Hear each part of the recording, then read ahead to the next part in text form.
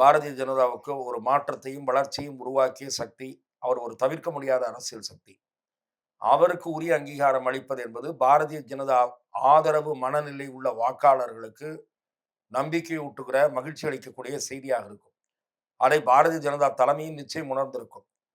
திரு அமித்ஷா அவர்கள் புதுக்கோட்டையில் நடந்த கூட்டத்தில் மட்டுமல்ல, இதற்கு முன் அவர் வந்த பயணங்களின் போதும் திரு அமித்ஷா அவர்கள் முன்னிலையில் திரு அண்ணாமலை பேச அழைக்கப்பட்ட போது கூட்டத்தில் எழுகிற பெரும் ஆரவாரத்தை எல்லாம் திரு அமித்ஷா அவர்கள் பார்த்திருக்கிறார்.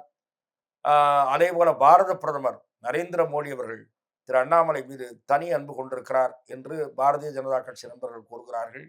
அவருக்கு எப்போது எந்த பொறுப்பை பாரதிய ஜனதா அளிக்கும் என்பது தெரியவில்லை. ஆனால் தமிழ்நாட்டில் இருக்கக்கூடிய பாரதிய ஜனதா ஆதரவு வாக்காளர்கள் மிக கணிசமானவர்கள் அண்ணாமலையினுடைய தேவையை உணர்ந்திருக்கிறார்கள்.